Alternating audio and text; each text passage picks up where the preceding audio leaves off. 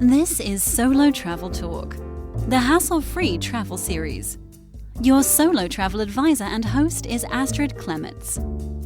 People used to dream of travel, get energized by the spirit of adventure, long to explore distant shores. But these days, your solo travel advisor, Astrid Clements, is more likely to hear complaints, tales of woe, and an overwhelming sense of dread from some people when talking about taking a trip.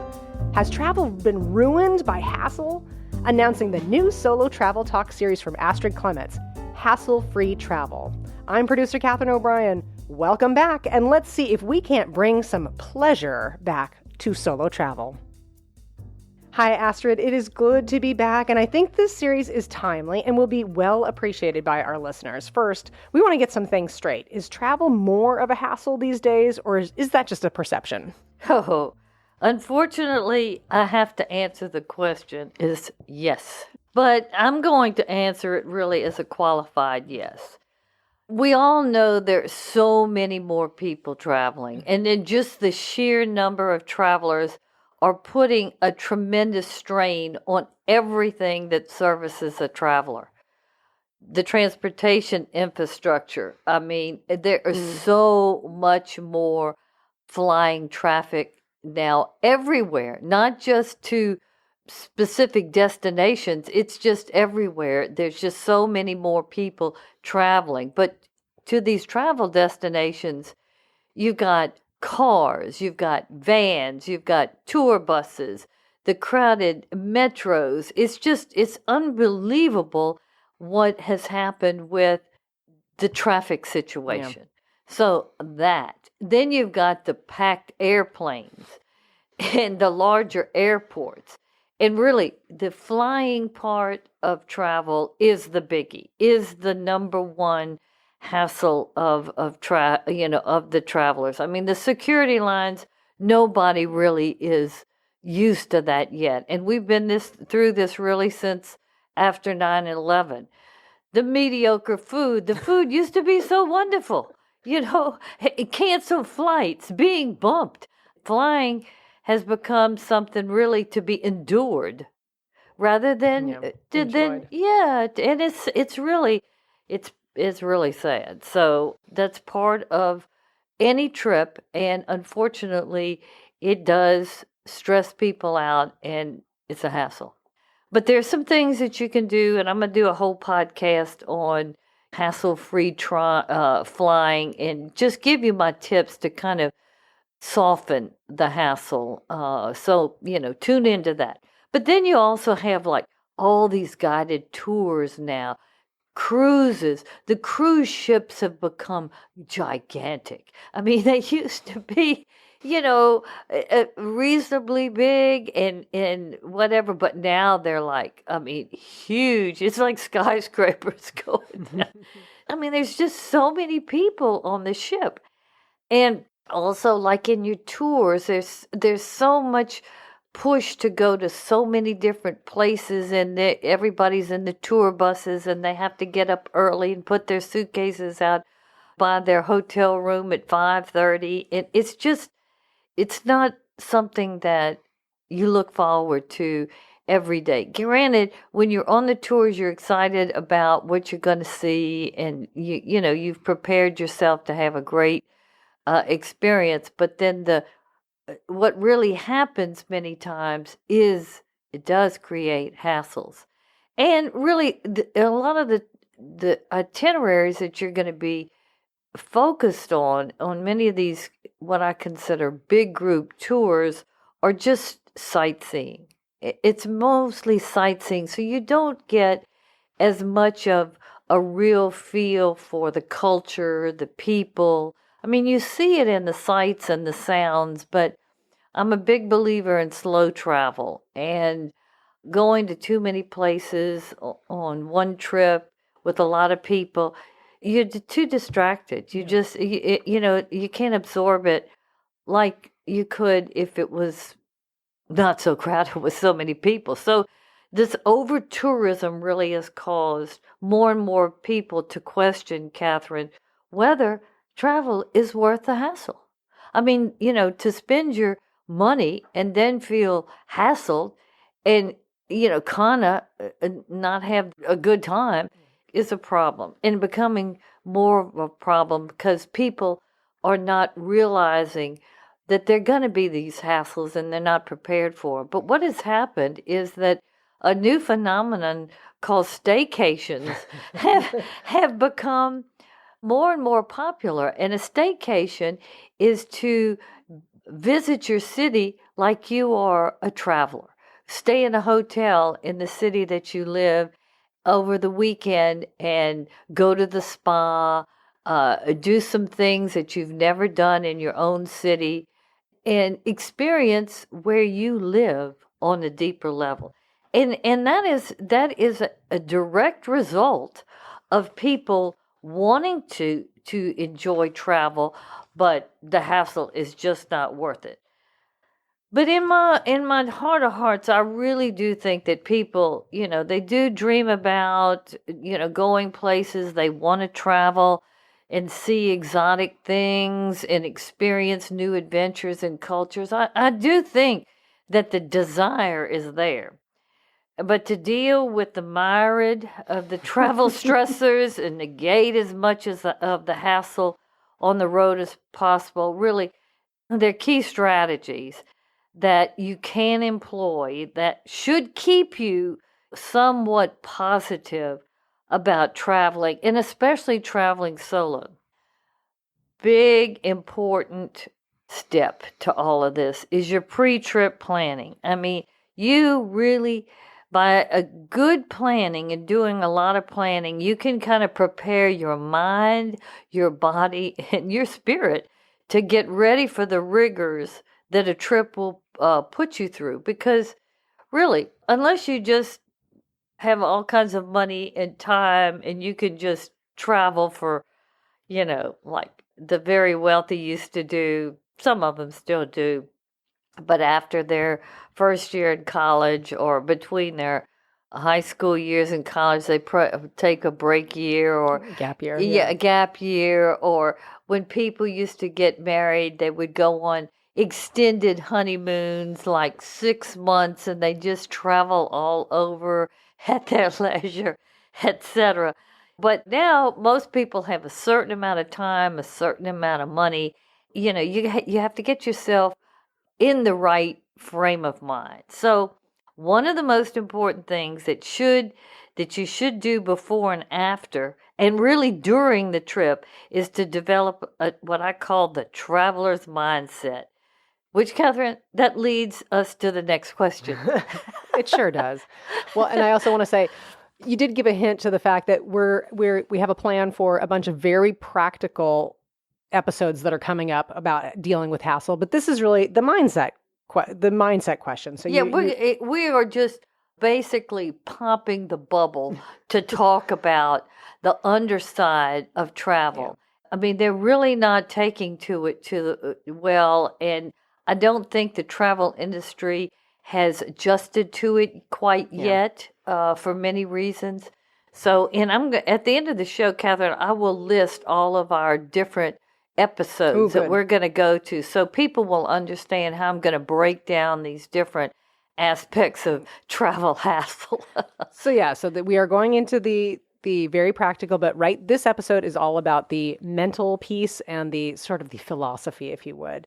So since we're dedicating this episode to the hassle-free mindset, please, Astrid, how do we develop this mindset? Okay, I'll start to answer really the question by putting forth one of my bottom line philosophies in life. I mean, I pride myself in being someone who has a strong moral code, and that's something that is my guiding light. But with travel and with anything that you're just kind of going out, and I don't want to say in the wild blue yonder, because that's not the truth, but you're doing something for the first time and anything could go wrong. And with travel, there are a lot of headwinds that you don't expect, or you get really aggravated that they're there. Attitude is everything. and that's one of my life philosophies, is when I get garbage thrown at me or whatever. I mean, classic lemonade, making lemonade out of lemons. I just refuse to let anything rain on my parade. I don't care how bad it is.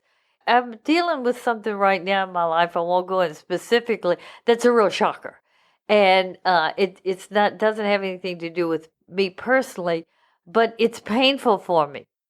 And to really work through that and to keep a joyful attitude, it really tests your moral fiber, I can tell you. So I don't say this attitude is everything lightly at all, but it is everything when you're dealing with travel hassles. Now, there are things that you can do to prevent these hassles, but number one for the mindset is the attitude. And you really always kind of have to think, like the British say, keep calm and carry on. I mean, when you get something that, is going to affect, like, say you miss your flight, which, then you can't get on another flight for 4 hours. Well, then you miss the cruise ship. And then, your luggage gets lost. And all kinds of things happen. And you're saying, oh, my God, I just blew $12,000. Now, if you have travel insurance, then you've got a lot of help there, depending on, what caused the events, etc. But the quality of your travel experiences are really directly tied to how you react to these challenges. And it's very easy for you to be in a good mood when everything is going good. But when things go awry, that anger and that frustration and, just being upset. I mean, I have come to the point sometimes where I felt like crying, but I refuse to let myself cry. So really, your attitude is key, and you have to take responsibility for it. Don't sit there and, if lots of things go wrong, start berating the airline attendant at the front desk or the hotel or whatever. If you can be calm about it and nice about it, 85% of the time, it will work out. It will really work out. Now, sometimes it just goes downhill. So, you need to have a couple of safety nets that will help you somewhat. But when that happens, you just have to know that sometimes things like that happen. And not also to be tried again, but I have found every time that something really happens bad, that it was kind of like a blessing for me, and things worked out. Okay, so the traveler mindset is really a specific way of looking at yourself and the world, rain or shine, and still feeling content. So, be adaptable. When things don't go right, kind of roll with the punches. Just don't fight back. And if you have a problem or a challenge, get people to help you or seek help and confront the challenges. And it's really how you respond to them, okay?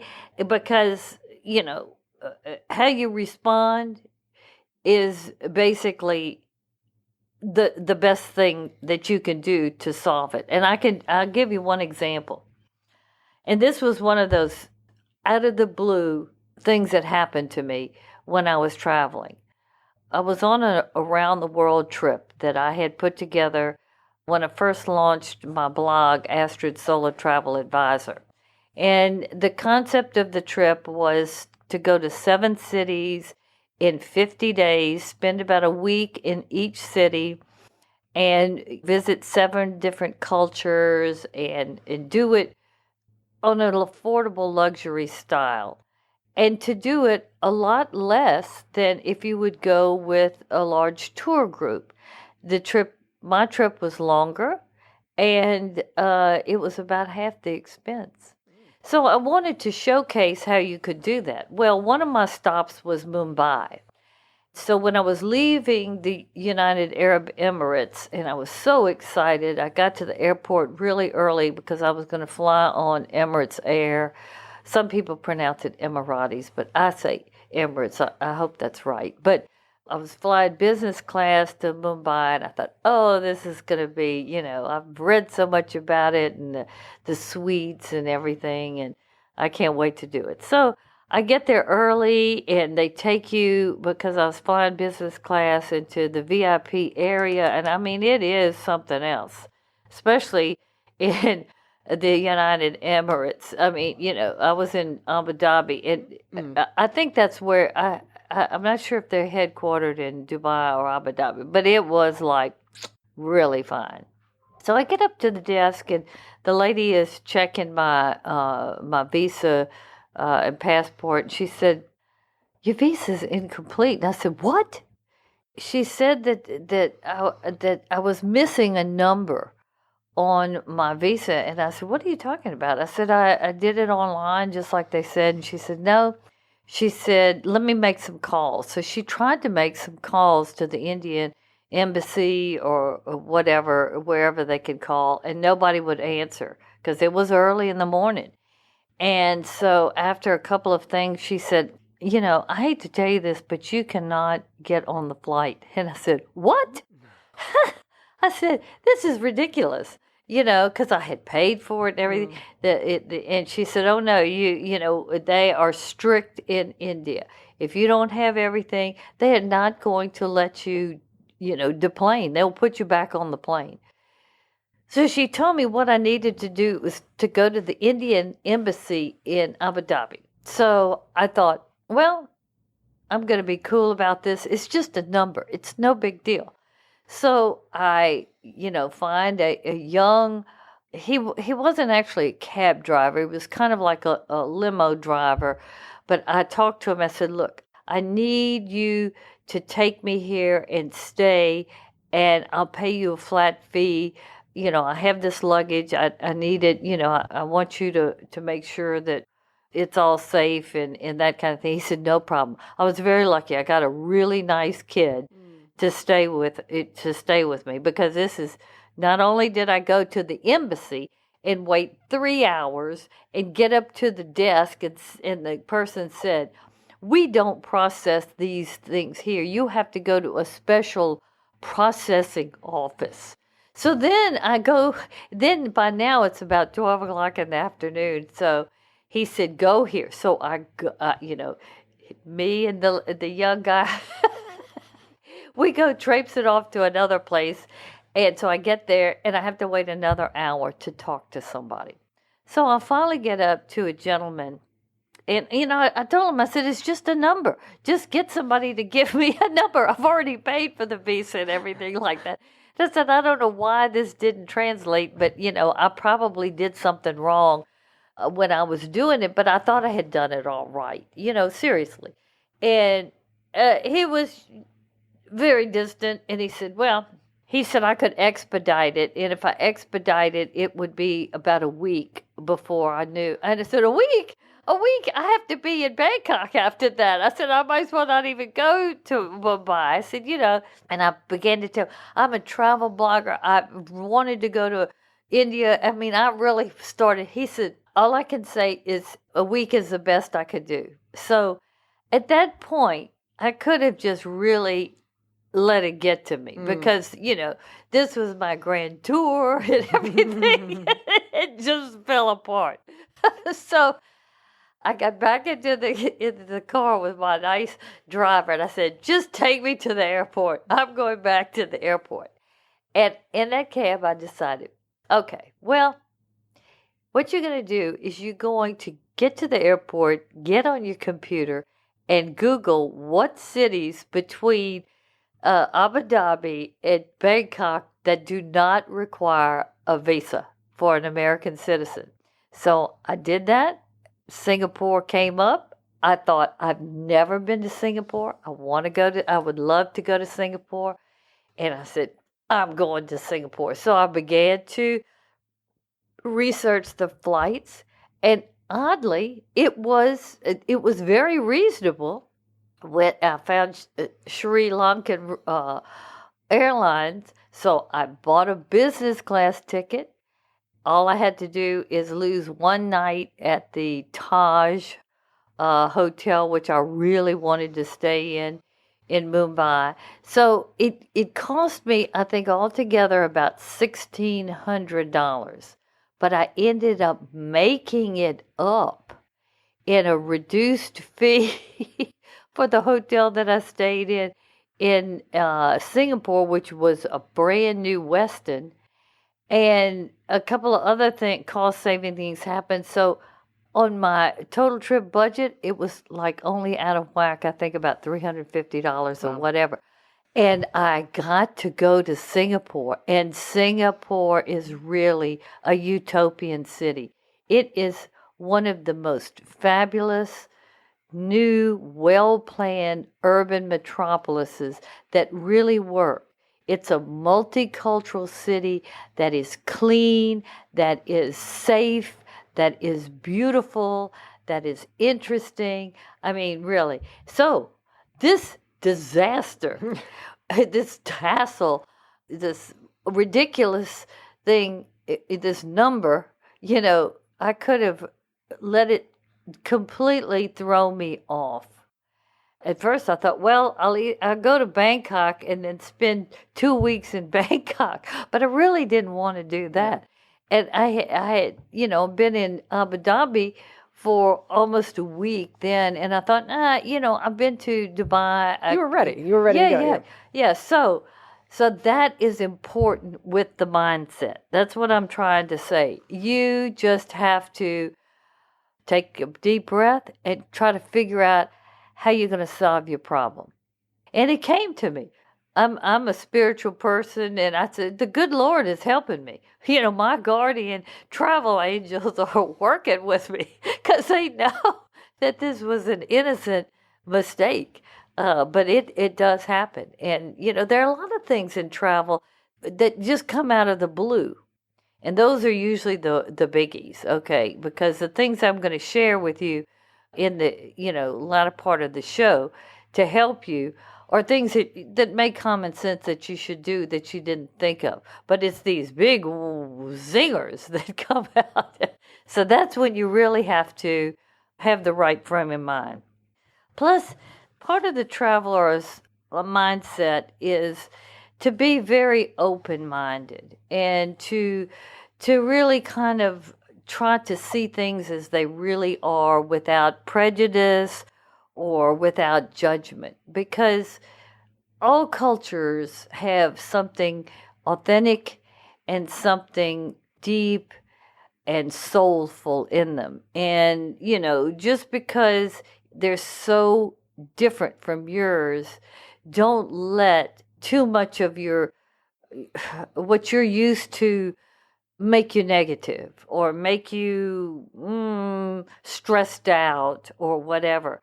Really try to be open, curious, and seek to understand why people do things and why the culture is the way it is. It's kind of hard to understand why the Chinese like to eat bugs. But don't just completely, get sick to your stomach when you see them eating scorpions in a stick. And this is what I'm trying to say.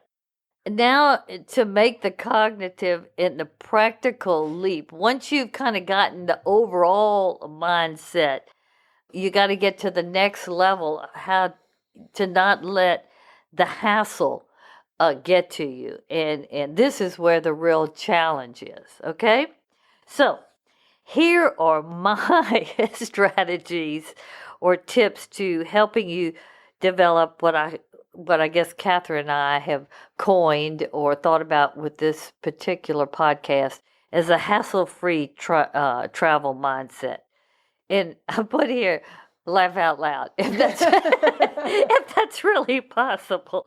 But I do know that if you follow these suggestions, that your hassle factor when you travel will definitely go down. And the underlying theme in all of this is you just have to be prepared and know that you're going to have problems when you travel. Now, that is a sad thing to think about, or sad might not be the word, but that's an aggravating thing when you are thinking, oh, I'm going to go on this wonderful trip to the Caribbean or like to Cartagena, and I've heard so much about it and everything. And then, the first thing that happens is they lose your luggage when you get there, or something like that. So you have to be prepared for typical things that can happen, okay? So, and the best way to be prepared, and a lot of people don't do this, and I talk about it a lot in a lot of my podcasts, but research. And I know sometimes you don't have the time to do it, or you think, oh, I'll just go with the flow. But I promise you, you need to research about everything that you can think of about this destination that might cause you a problem, okay? First of all, it just broad issues like cultural do's and don'ts. I mean, there are so many different cultural norms all over the world that just a hand gesture could really cause you some big problems.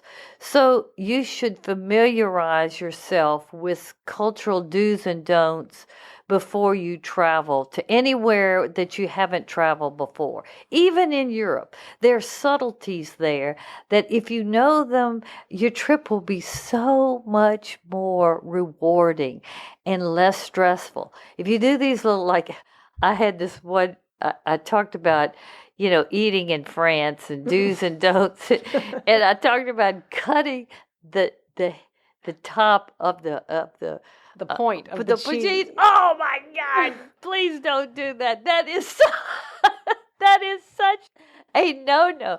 And your servers and everybody. I mean, the whole staff of the restaurant will be back there talking about you.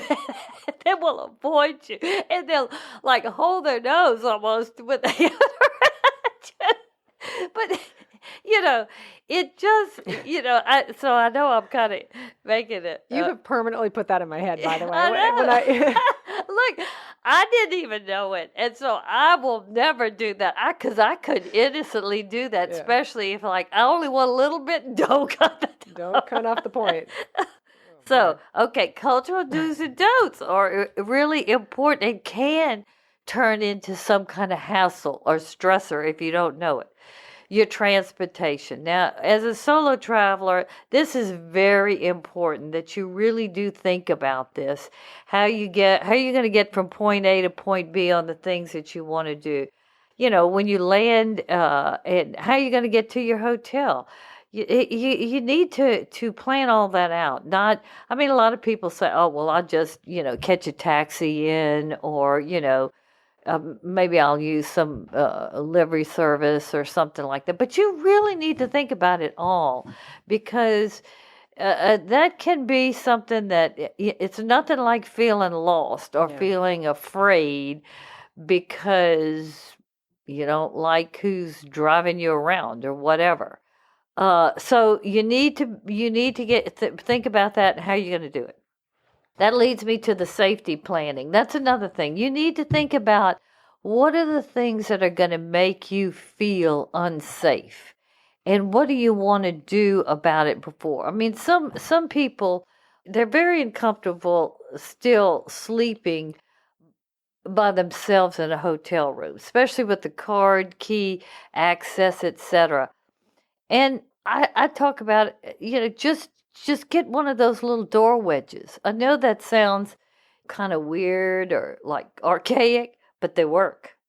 Just get a door wedge and think about what else, are you going to have your phone on with your app alert that if something happens, just think about those things. I know one of the things that I do, and I'm not afraid to sleep in hotels by myself, but I will definitely lock the door and chain it and do all that kind of stuff.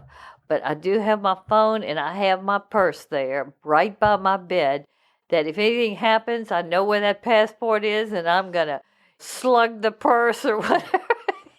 You know what I'm saying? But I've been blessed, knock on wood, nothing has ever happened in my 45 years of traveling. So, but you have to think about what would make you feel unsafe and what are the things you're going to do to not put yourself in that position. You know, potential health threats. This is something most people don't think about, that they're going to get sick when they travel, or, they might have an accident, or they could get food poisoning, or whatever. There are lots of things, inoculations, making sure you've got your prescriptions. One time I left mine in a hotel, and there were very few drugstores around. So, you have to kind of think in those ways. How am I going to have all this?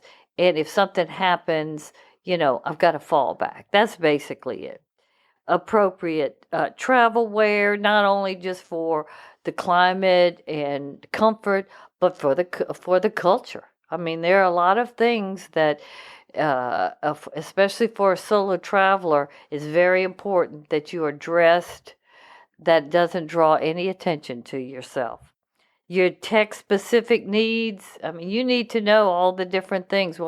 How to stay connected with your phone and the right adapters and all of that, as well as plan your daily itineraries loosely before you go. You want to think that I'm going to do these 3 or 4 things in this area. You don't want to do something in the morning and then are you going to have lunch on the other side of the city and then you have to go to completely another direction. I guarantee you will just bail out after 1:30 because the traffic will have been so bad and you will be stressed out. You will probably miss the time that you needed to catch whatever guided tour there was. So you need to plan it, and if you don't feel comfortable with how you've got it organized, ask the concierge. I love the concierge. I make friends with concierges as soon as I check in every hotel that I am in. Your money concerns, that's a big thing. There are a lot of things with money, especially for a solo traveler. You want to feel like you've got that particular issue under control. So do your research about that. Will your ATMs work there? What's the conversion rate? How am I going to do the conversion? How much money I should... There's a lots of stuff. Communication problems. I mean, English is pretty universal now, but it's not totally universal. So how are you going to deal with that? As well as what I call travel document management, which basically knowing where your passports are and if anything you lose, like your prescriptions or whatever, you've got a copy somewhere, some kind of backup, so you can work through the problem so it doesn't turn into a disastrous hassle. You can solve the problem. Okay, those are the broad things that you have to research about and kind of have your preconceived, how would I solve this hassle if it comes up, or help you not to put yourself in a position that you caused a hassle. Okay, but the first hard tip deals with, I like to use what now is really cool, the travel management apps. And these, I'm older and I didn't grow up around technology or anything like that. All the young people use these apps to manage their life and everything they do. But I have learned, and I do use a couple of key travel apps, and they are fabulous. And they're not hard to do. If I can do them, they're not hard, okay? The first one is called Tripit. TRIPIT. Fabulous. Fabulous app. I love this. This puts all of the information about your particular trip right there on your phone in an app. Like when you make your plane reservation online, it goes right into that app. You know the flight number, the times, if the gate is on there, it's everything. Same thing with your airline, your hotel reservations. Not only do you have the dates, you have the address, you have the phone number. I mean, it is fabulous. And it automatically goes into that. Then if you have dinner reservations on Thursday night here, it goes on the calendar, which day it is, the date, the day itself, the time, the restaurant, the address. I mean, it manages everything. It is fabulous. So, and your car rentals, everything. I mean, this has really changed the way I travel because, I mean, I always would log in all this information in my travel journal, which I still do. In the event I lose my phone. But before, I would do that, and I would make a hard copy of everything and hide it in the suitcase, in the zipper. And then when I got to the hotel, I just put it in the safety deposit box. So if somebody stole my purse and I had my passport, all my credit cards, the Visa, debit cards, everything, all the numbers, the credit card numbers, passport photo, everything. So I could go to the embassy, I could call the credit card people, and I'd have another card the next day. They'd shut it down for, fraud and all that. So, but this TripIt, it is fabulous. I highly recommend that particular one. But I do recommend still making a written copy of everything in the event you lose your phone. Other travel management apps are Google Maps, and most everybody is familiar with that now. But they're fabulous because they just show you how to walk places, or they show you how long it's going to be drive time. Now, it's not always the case with the drive time because traffic is horrible everywhere, y'all. I mean, it is getting terrible everywhere. Everywhere you travel, even if it's not a popular travel destination. But at least you know the distance itself. So, but the Google Maps is a lifesaver. The next is also Google Translate. I love this one because even with languages where you can't understand the characters, you can take a picture or put it up there and it will translate or get close translation enough to where you can maneuver, okay? And then you can also say something and it'll come back in Japanese or whatever language so somebody can help you. So Google Translate solves the communication problem, okay? Then the WhatsApp. Now, that's another one that I was a little hesitant to use because they said, all the bad guys in the world use this. And I'm going, well, I have FaceTime and, I guess if I really, I can text. But people love this WhatsApp and they communicate. It's free. They can call you on it. They can text you on it. And I'm starting to use it. I mean, because the young people love it. And it does work well. So I like that one too. Also, the International Time app, that comes with all your Apple phones, but it's great because you can log in your time back home. You can look at it, it's 2:00 in the morning there. I can't call them for another 3 hours. It's right there. You don't have to even subtract it in your head. Then you have your alarm clock and all that. So, use that one. I use that one a lot. Then if you like to take photographs, professional photographers know about this, but there's an app called the Magic Hour. And these are the day or the times during the day when the light is the best for photographs. And it happens in the morning and it happens in the evening. And it's different times. It's usually around sunrise and sunset, but it's different times in each location based on the angle of the moon and the sun and the longitude, latitude, and all that. So this app gives you exactly when this particular time period works. So if you love to take good photographs, and it works magic. I tell you, I will take a photograph of a tree during the day and then take the same photograph, the same tree same angles during the magic hour. You won't even believe the difference. Wow. Oh yeah. I don't think the human eye, unless you have fabulous eyes, sees that at all. But it comes out in the photographs, I can tell you. And then the last app, and don't laugh, but especially in certain areas of the world, this is a great app to have. It's called Toilet Finder. and, and let me tell you, it's a lifesaver. so I did not know this app existed. It's there. These are the travel management apps that I think that are my first broad tip. Yeah. That I think you really will help you manage travel hassle. Okay. Now the second thing is the broad category is managing your time wisely, or trip time management tips. Now,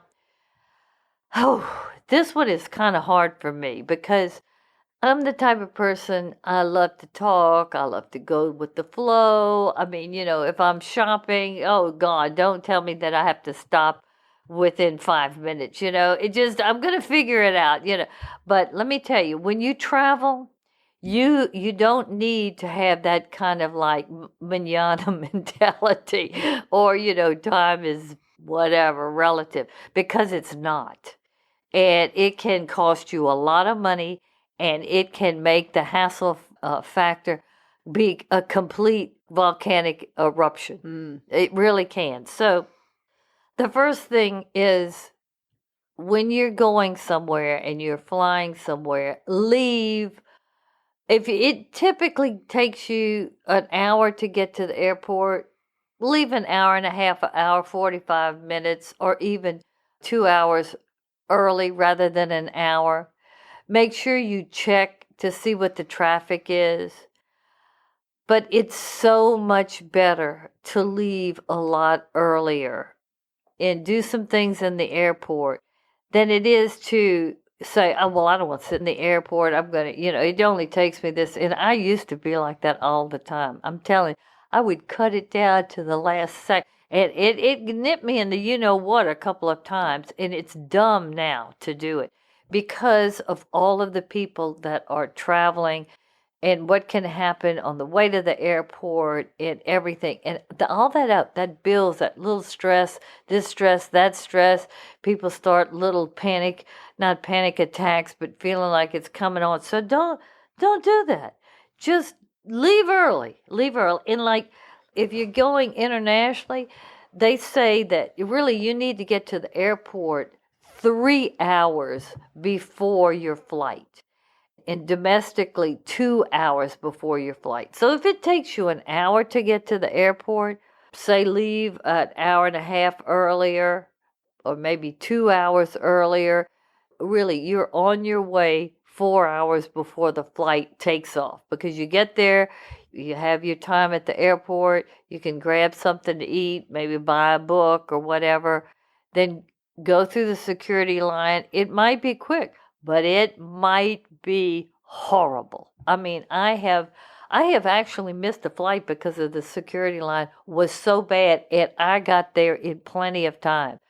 But it was a high travel time. There was a terrorist alert, and I mean, they were slow and methodical. And I got the plane hadn't taken off, but I got to the gate, and it already had been locked, and they refused to open it. And my luggage was there. I mean, it turned into a whole big. That was horrible. So, don't put yourself in that position. Now, if you are flying and you have to make a connection, it's really smart to allow about an hour and a half, maybe 2 hours in that connection. Because there's so many more flights now that are late for weather or some kind of reason. The plane didn't arrive at the airport to board the people in time. The crew got there late because of traffic. I mean, there's so many things now that affect things in terms of time. So you want to give yourself enough time, especially if you bought one of the tickets that are non-refundable. If you miss the flight and all that kind of stuff, then you're just out unless you have travel insurance that will cover it. So, think about when you're doing the ticket, how long do I have at this connection to make this connection? And for international flights, I just say 3 hours. It's just much better to give yourself more time, okay?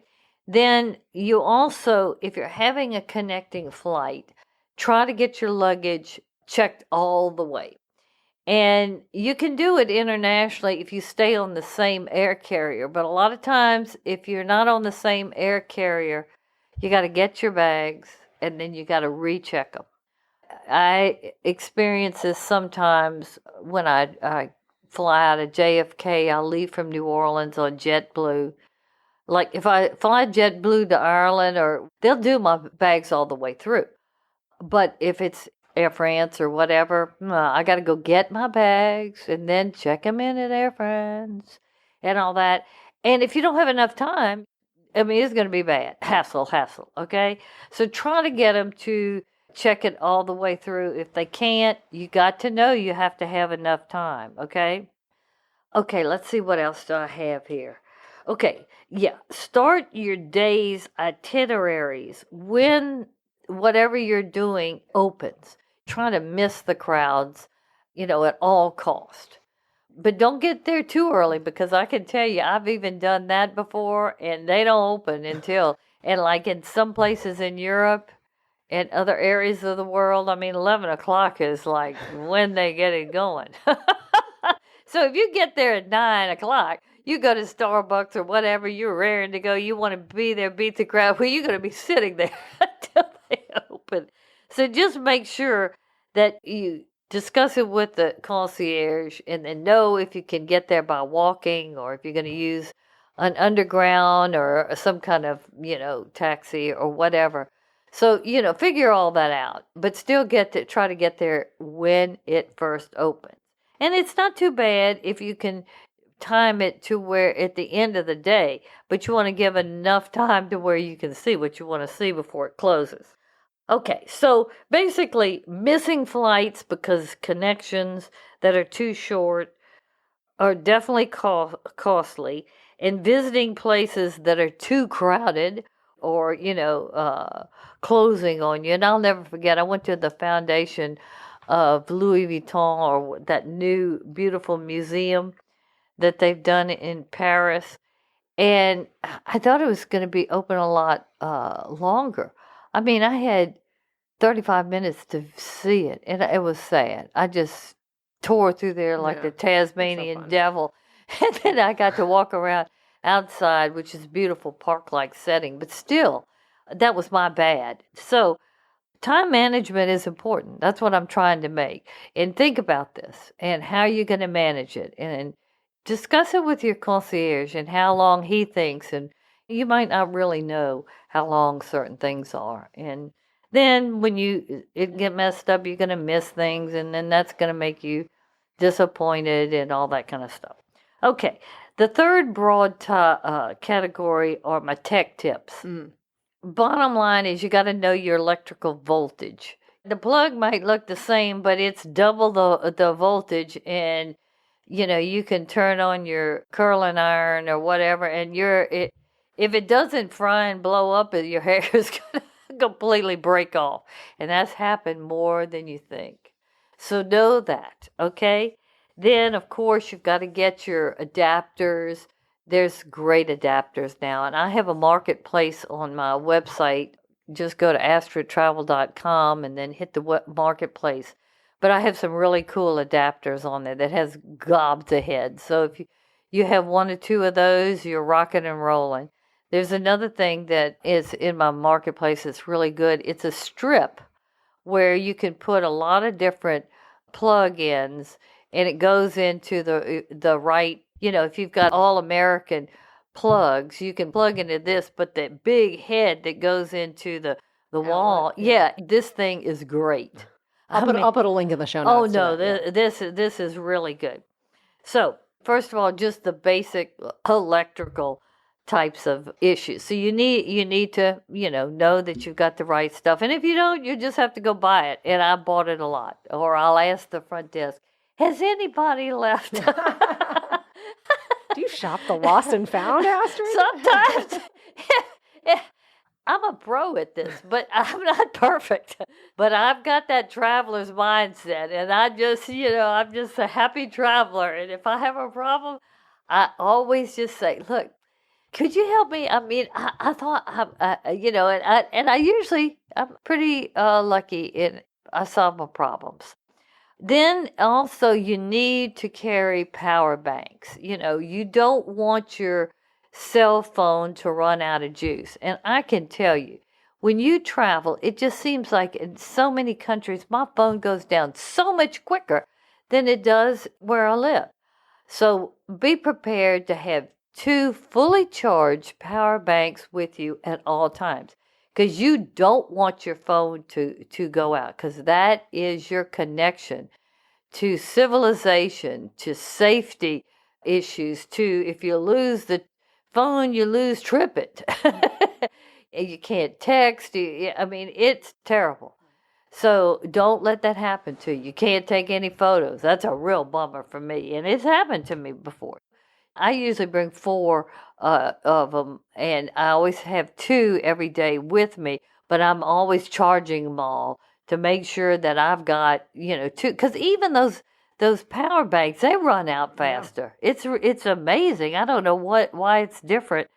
Okay, the next thing, and most travelers know about this who travel internationally, but go to your phone carrier, your cell phone carrier, and get an international plan. I love these things. They're $10 a day. Some people might not want to spend that, but it gives you the comfort of unlimited text and data and all of that. And there's nothing worse than if you forgot to cut off data roaming, or you didn't keep your phone on airplane mode until you got to free Wi-Fi, and you come home and your phone bill has got an extra $400. Oh. And then you got to call them up and say, look, I didn't really, you really have to throw yourself. And sometimes they'll adjust it and sometimes they won't. This is great, okay? Some people still buy local SIM cards. I never did that because I didn't like opening up my phone and all that kind of stuff. And I didn't trust those stupid SIM cards. So I do the unlimited text and data, the international plan. And then also you got to know even if your phone will connect to Wi-Fi. Like in Japan, oh my gosh, you have to buy your own Wi-Fi router and carry it with you everywhere. You can't even get hooked up to Wi-Fi. So your international plan is of no use unless you can get connected.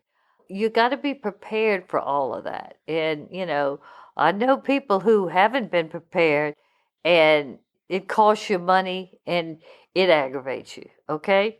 And it's like you're being at home. When your tech goes down, the first thing is like, ooh, you get that jolt of, oh. You know what I'm saying? So just don't let that happen to you. And it's pretty easy to do. And the more you travel, the more it becomes a habit, okay? You're prepared. Okay, the next broad category is basically money issues.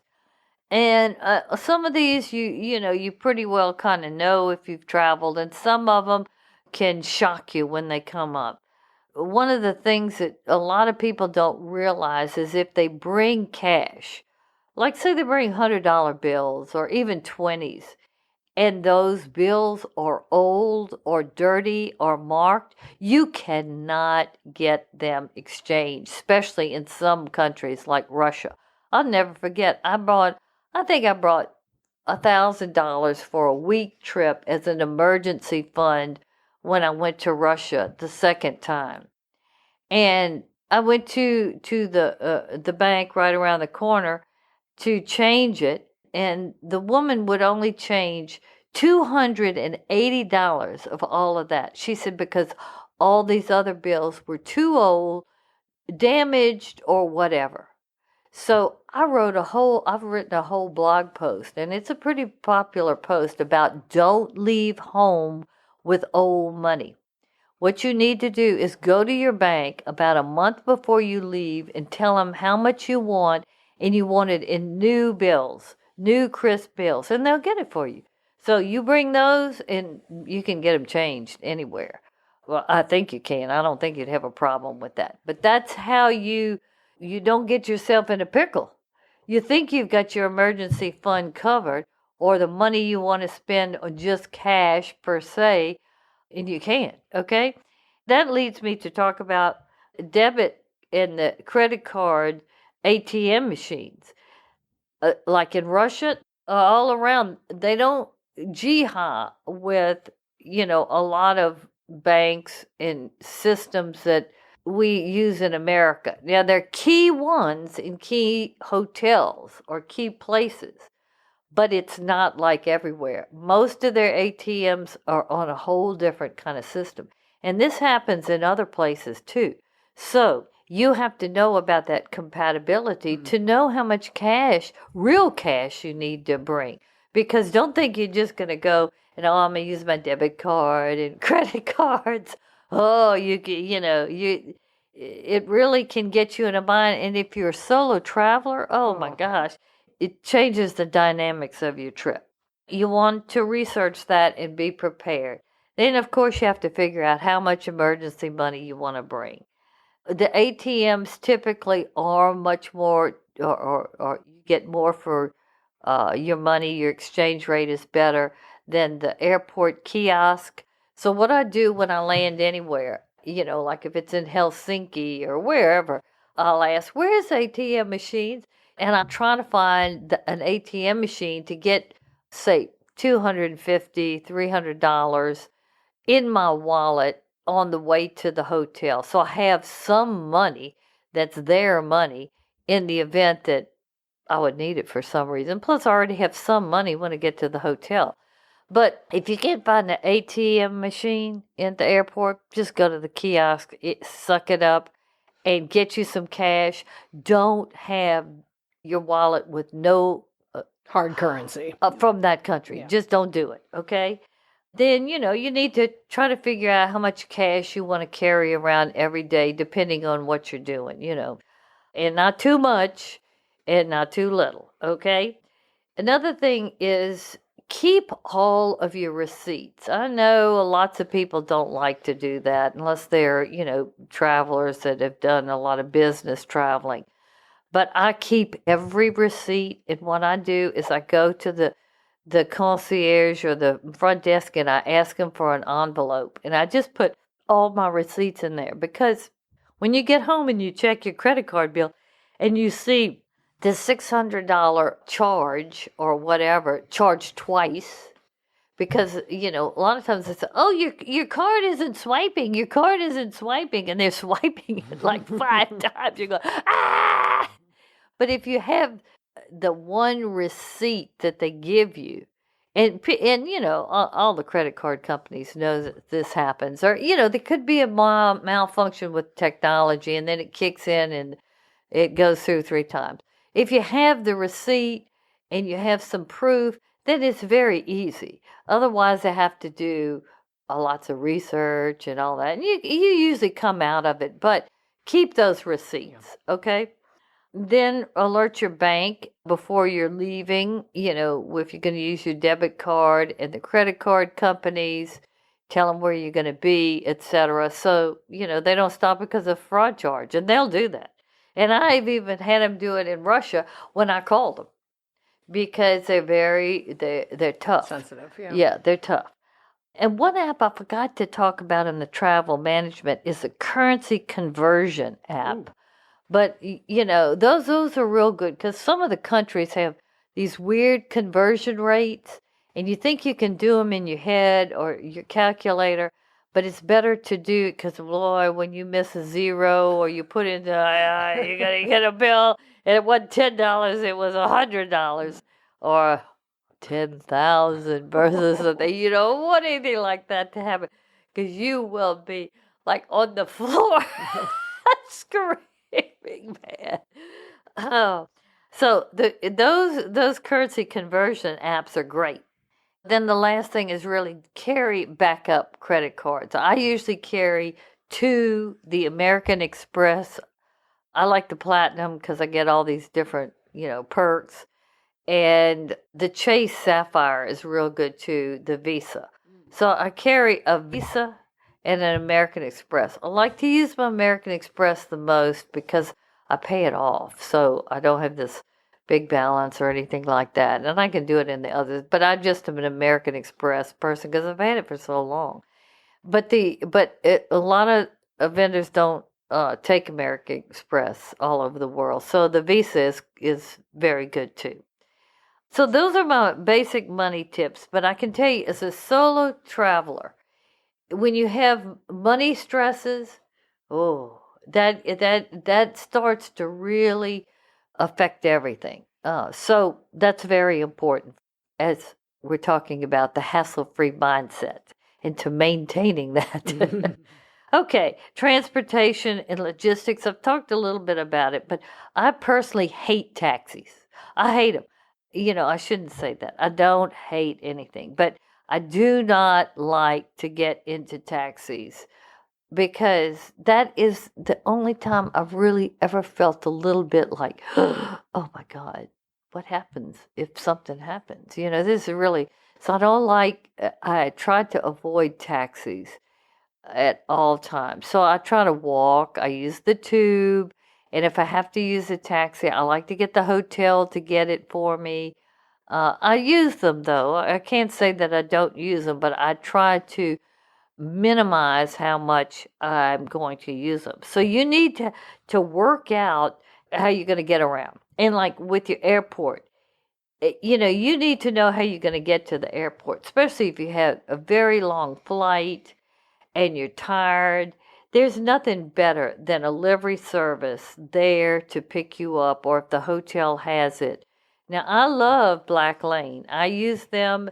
They're, more expensive than Uber, but they're nice and they're not super expensive. They meet you right there as you're coming out of immigration. They take your bags. They usually have water and, some little chocolate or something like that.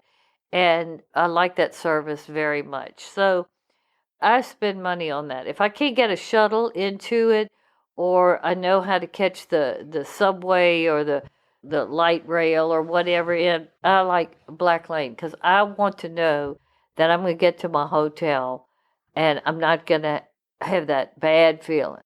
And especially if you arrive at night, just don't jump in any cab. And not that I think there is something would happen, but it gives me the heebie-jeebies. So I just don't do it. So that is my suggestion. Now, when you're going back, you can get the hotel to get you the cab to the airport for, when you're catching your flight out. If you're going somewhere at night, get the hotel to get you a cab to take you there and get a specific driver to pick you up after you've gone to the theater or whatever you've done at night, so you don't just get into anything. Just talking about it gives me, those are when you see the shows on the movies and what happened to people and stuff like that. That's what I always think about. Then the hotel location, it goes without saying, you want to stay in a hotel that's in a safe location.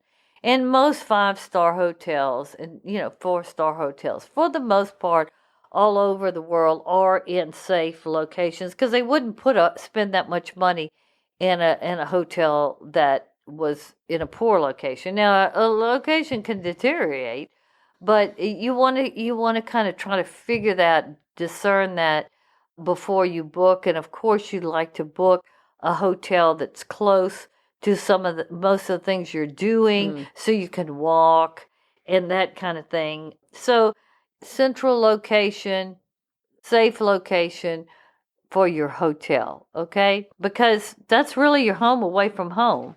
And you don't want to stay in some place that's kind of remote just because you want to save $35 a night on a room. It's not worth it. If you have to walk 10 blocks to catch the subway, you're putting yourself in a bad position. Just spend a little bit more money and don't eat as much or whatever. Pull back on something for your budget. Another little thing is too, with the hotel, when you check in, ask to get the hotel's calling card or their business card and put that in your wallet and have it with you all the time. So if for some reason you do need to catch a cab or whatever, and you can't tell the cab driver where it is or the language, there's no way to communicate. All you have to do is show them the little card, and they'll take you there. I mean, I've done that many times. Okay, next broad category, pretty self-explanatory, is the language hassle. If you speak English, you're in pretty good shape because English is pretty widely spoken all over. But there's some issues. Like in Japan, oh my God. You would think that a lot of people spoke English because they're, a very prosperous, developed country. They're a wealthy country.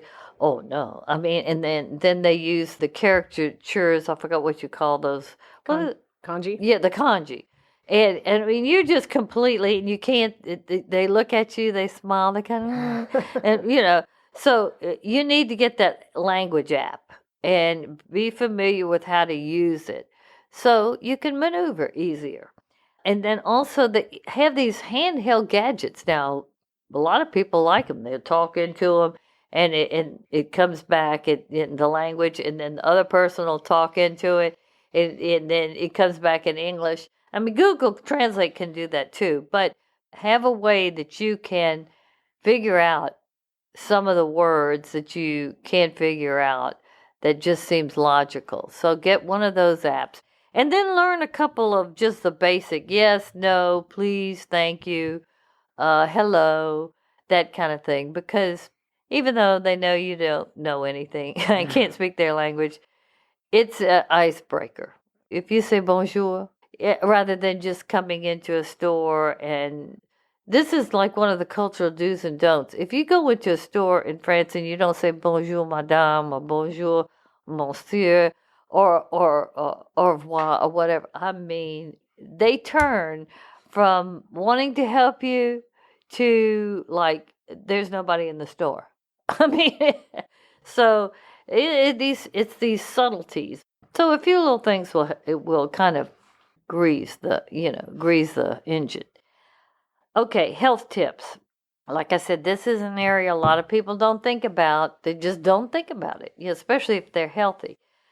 First of all, before you're going anywhere that's really exotic or anywhere, you should go on the World Health Organization or go for American state, U.S. State Department travel and hit the health concerns or health information about any destination you're going to. So if you have to get some inoculations or if there's any prevalent health issues there, whether it's West Nile virus or, whatever, and they'll say, well, we recommend that people over 65 don't travel here or whatever. You need to basically read that stuff. Okay, and if you have to get the inoculations, you really should do it about 6 months before any trip you take, because if you wait till the last month, it might not fully be doing its thing in your body. So that's important. And I say here, the earlier the better.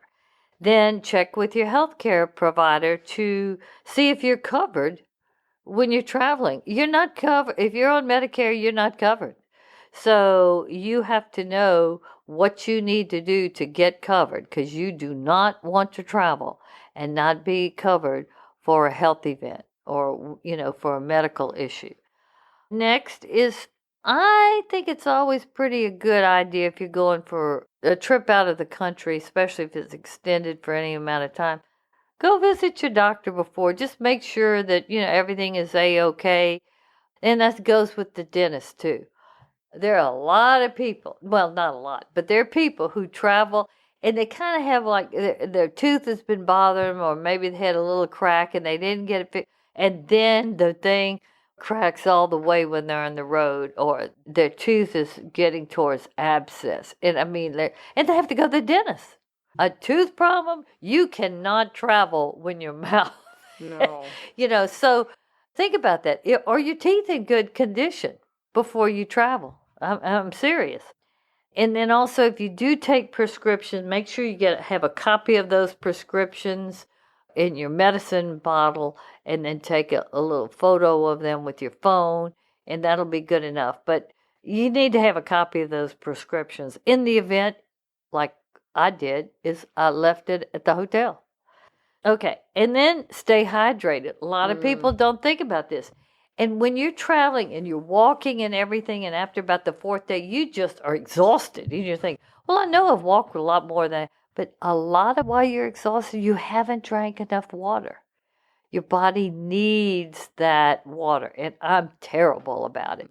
So that's important. And then, of course, make sure that the water that you're drinking is good water. I mean, there's so many places all over the world, more and more, you cannot drink the water out of the tap. So bottled water or water that you know is drinkable, and, carry it in either a portable water bottle or however you do it. Oh, you have one right now, Catherine, don't you? Okay, good. Ample sleep, that's real important. Sometimes it's a big challenge, especially, people who have difficulty with jet lag, or they're just too excited and they just can't go to sleep. I'm not a doctor. I wouldn't tell you what to take, but you got to know that if you are light sleep or whatever, how you going to work this? Because if you don't get any sleep, then after about the fourth day, you're going to go, ugh, and then everything begins to break down. And once you start having that kind of stress and everything, the hassles go. I promise you, the times that I have had kind of accidents is when I'm tired. Yeah. So it's important to try to get your sleep and keep a routine. This is another thing as a solo traveler I talk about all the time, is one of the ways to kind of negate feeling like, oh, I'm all by myself, or you don't want any kind of creepy feelings. If you stay with your routine like you do at home, if you take your bath at night, you like to read before you go to bed, and all these little rituals that you do, don't neglect them when you travel. Yeah. Don't just go to bed, don't wash your face, brush your teeth, forget to take your meds or whatever. Just don't crash and discipline yourself to like you did at home. It's a subtle thing, but it makes a lot of difference. Yeah. It just keeps you calibrated right. Try not to overeat. That's really hard sometimes because the food is so good. And try to eat healthy. That's really hard sometimes. I find the eating to be a challenge when I travel, because sometimes I'm not hungry when I'm supposed to eat, and then I get so famished, and then I really eat.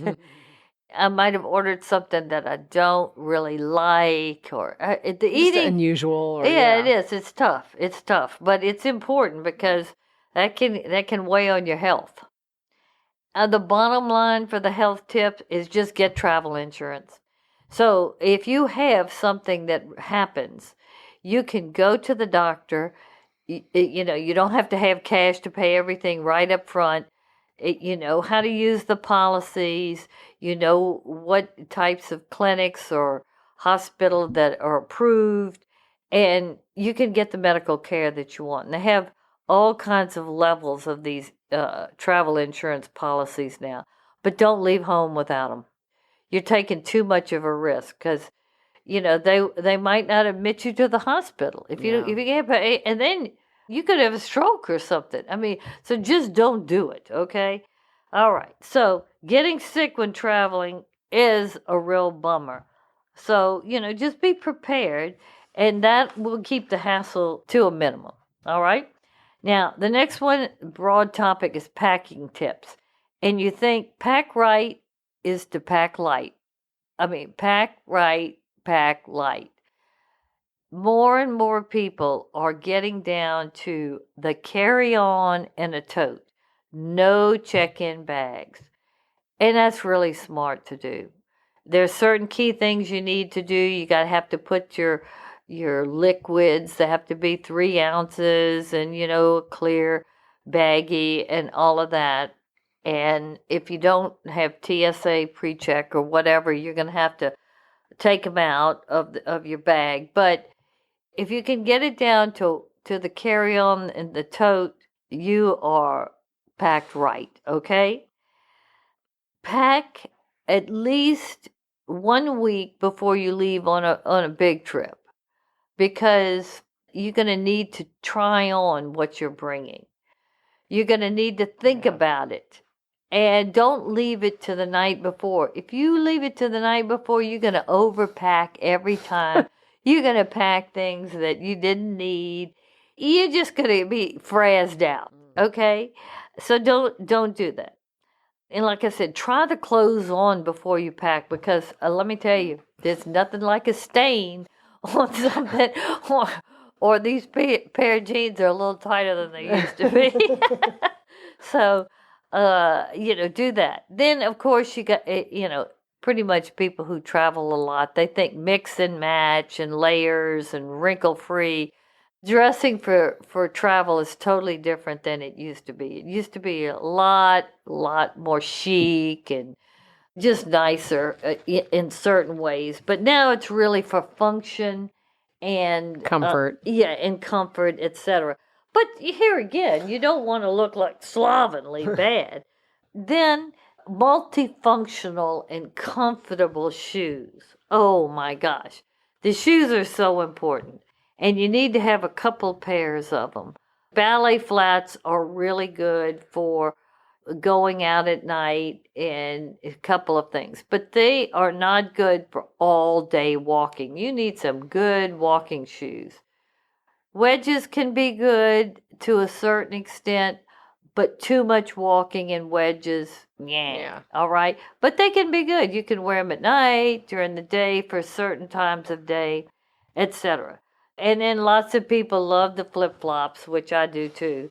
I have so many flip-flops, I probably need therapy because I've had so many flip-flops. But the shoes, they're just like bottom line critical, because once your feet give out, you get blisters and your feet are real tired and everything. It definitely dampens your fun and your trip. Okay, then, the dressing for cultural concerns, you have to be mindful, in certain areas of the world, they have different norms, and you need to know that, and you need to dress with respect to where you are. 2 other last little tips. First of all, I love the packing cubes. I was late to using them, but they're really good in terms of keeping your clothes. You can put more in your suitcase with that. And you also, for some reason, your clothes just do not wrinkle as much in these 2 cubes. I don't know why. And last, if you really want some insight or help with packing, go to my website, AstridTravel.com, and click on my travel resources. I have a very good packing list. If you follow that, you're going to have what you need. So, I have my little dog right here. If you hear something that sounds funny, she kind of got up in my lap there for a while. Okay, and number 10, just some basic miscellaneous tips to kind of, sum this up and help you keep your trip hassle-free and get in this hassle-free travel mindset is make sure, like I talked about earlier, you have a copy of important things, whether you make a photocopy of it. Some people copy it on their phone. Some people are worried about that if somebody steals their phone. But your passport, your credit cards, the back and front of it, all the visas that you need, your hotel information, important phone numbers, emergency numbers, location of the embassies or the consulates, the approved hospitals and clinics. I mean, people don't think about this, but if you're in China or somewhere and something happens, boy, it can make all the difference of the world if you have this information handy to where you can solve your problem, okay? Also, enroll in STEP. Now, I've talked about STEP in several of my podcasts, but this is the Smart Travelers enrollment program that's open to U.S. citizens. It's great. This is where U.S. citizens log in to the State Department's website, and they have It's basically tracking you. They know where you are. They know where you're staying. They basically know your itinerary, etc., emergency numbers. And in the event something happens in where you are, you will get texts and news bulletins on what you should do. Avoid these areas because of flooding, or there is a very high terrorist threat that has just evolved and you need to leave the country within 24 hours. This is suggested routes or whatever. I mean, it is great. It's great. I mean, it is one of your ways to give you an extra peace of mind in terms of safety and protection. And so I suggest that to everybody, because you never know. And if you have an accident or you're a victim of a crime, you can alert the State Department. They can help you with recommendations on how to deal with it. I mean, you can alert them right there with this app, etc. So it's really good. There's a lot more to it, and I won't go into it. I know one whole podcast on it, but I've spoken about this quite a bit because it's part of my safety regime or habits. Now, make sure your passport is valid 6 months after the date of your trip. I need a new passport. I need to do that within the next month. And then basically last is stopping your mail, newspapers, pet lodging. That goes without saying if you have a pet. And, you might need to have some bills paid, normal things that have to be done to get somebody to do them or arrange for them before you leave.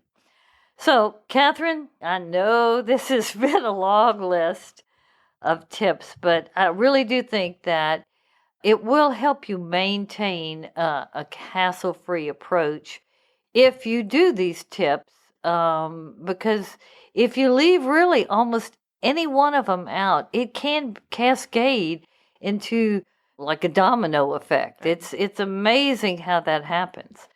But with that said, I have to share with you, the more that you travel, the more you will incorporate the hassle-free practices. I know I said that about myself earlier in the show, but that's really the truth. It just kind of becomes like, okay, I know that I've got to bring these adapters, blah, blah, blah, and my power banks, and all. Your mind just starts, You dial it all in. It becomes the habit and the routine. Yeah, you definitely dial it in.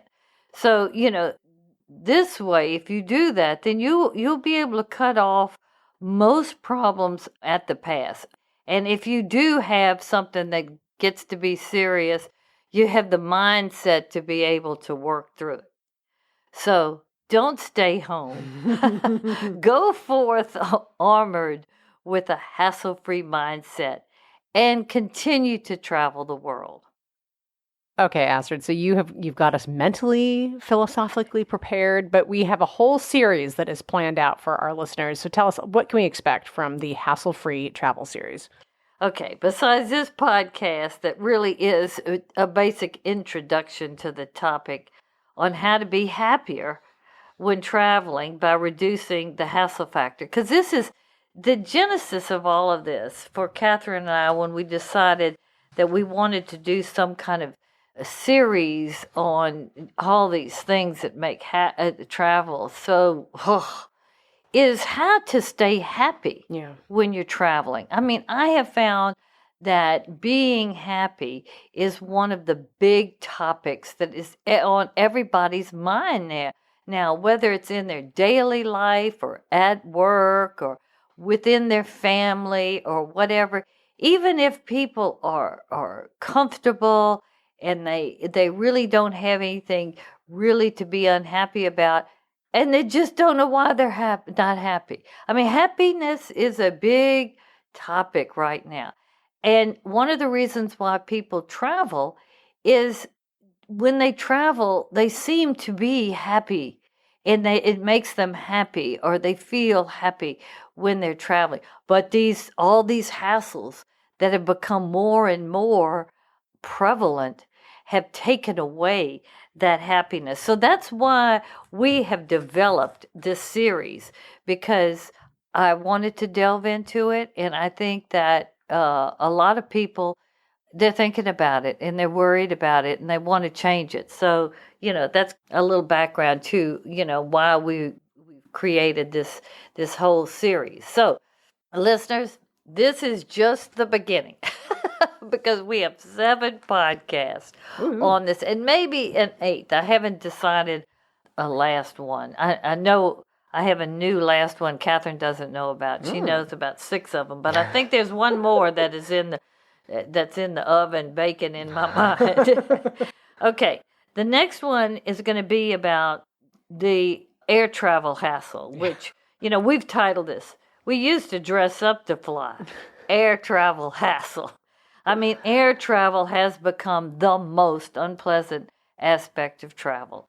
And here I share with you everything that I do or I can think of or been suggested to cope with or negate air travel misery. And it's really kind of become almost miserable. And that's pathetic. It's really pathetic. So that's the next podcast. Then we'll have one on when the title is When I Travel, I Get Sick. Staying healthy while traveling.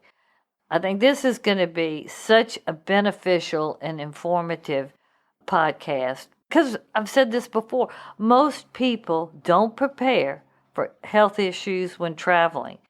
So there's really a lot of good information that I'll share on this episode that I think will be eye-opening. I mean, you think that you kind of have it under control or whatever, but you didn't even think of some of these things. Okay, the next one is crowds wherever I go, avoiding the crush while traveling. Over-tourism was going to be discussed in this particular issue, and it is really a growing problem. And I'm going to share my strategies and basically how to avoid the new travel horde phenomenon, because it's getting really bad, especially in some of the like Machu Picchu and Venice, and it's ruining a lot of what was pleasurable before. Okay, then we're going to have one on what a letdown, managing expectations while traveling. Now, have you ever been somewhere and you just didn't have a good time? Before you left, you were so excited and eager, pumped up to go, and once you've been there a couple of days, you're going, oh, ugh. Well, this one I cannot wait to develop because this is one of my passions, is to find what there is to love about anywhere I go. I try to make every place that I go be alive and interesting. So there are lots of things that I do to discover and to enjoy myself that way. And not ever say, oh, God, I can't believe I did this, spend all this money. Ugh. So, and really a lot of it talks about the benefit of being culturally literate, which is a favorite topic of mine. But it transfers into your life in many ways. So I think that will be a good episode. The next one is Make Travel Great Again. All the extra trips. There are going to be some really golden nuggets of travel advice shared on this episode. So these are a lot of extra tips that you really don't think about. That just they're the cool things that you can do to make the whole experience a lot more pleasurable and to stay happy. Okay, the next one is I always bring the wrong stuff. Packing and products that can help you with travels. Besides safety concerns, the most questions that I get and the biggest stress that people really have is with packing. Now, you would think that would kind of be part of the fun of it all. No, I'm telling you. And most people pack too much, pack the wrong stuff, hate what they have on. They don't have anything to wear when they get there. They end up buying stuff, and then the suitcase is overweight. It just goes downhill for that. There's a mindset, a psychology behind packing right, as well as practical tips. So I'm going to go into that. And I actually have a whole podcast about packing. But this one is going to be more in terms of not only the tips, but, packing to keep you positive and to affect your mood too. It's through the hassle filter. Yes, exactly. Okay, Catherine, well, as they say, all good things must come to an end. But I love to talk, so I hope you love to hear what I have to say. But before we close, Catherine, I really would like you to share a little bit about our show's sponsor, the Astrid Travel Club. Thank you, Astrid, for that nice setup. This podcast and the entire hassle-free travel series is sponsored by the Astrid Travel Club.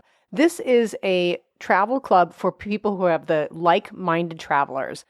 This travel club was really created because out of people who wanted to take the types of trips that I was taking, solo in nature. Some of the people didn't want to go totally solo, but they liked the culturally rich, theme-focused itineraries that I was doing. They liked the fact that, I either was doing it solo or with only a couple of people. So I don't want to go into the whole genesis of it. You can read about it on my website at AstridTravel.com. But this is a club of like-minded travelers who enjoy culturally rich travel experiences, who like affordable luxury travel, who don't want to go with big tour groups. They like small groups, 4 to 6 people. You have no single supplement. You stay in 5-star hotels that I really am very picky about my hotels. I like them to be authentic and something that reflects really the character of where you are, not just a big chain or a really fine 5-star hotel. I want the hotel that we stay in on our trips to be part of the wonderful experience about the trips. There's a lot of information about the club on the website that, if you're interested, go to the website and take a look. It's only $50 a year, and if you take at least one trip that we're doing, and we're going to have 7 in 2020, you get a $100 discount on one trip per year. So you basically get a little, as we say in Louisiana, you get a little lagniappe.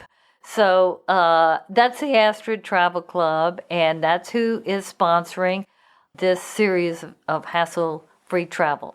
And in the club that I've created, and that is being administered to a really cool woman who is running it basically for me.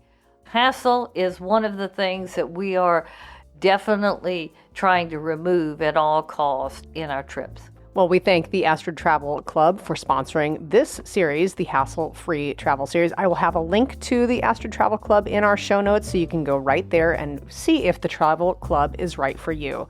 This podcast is available on Apple Podcasts, Stitcher, Spotify. We love Spotify. Or just look on your favorite podcast app and you are sure to find Solo Travel Talk. We are looking forward to bringing you the hassle-free travel series because we want you out there traveling.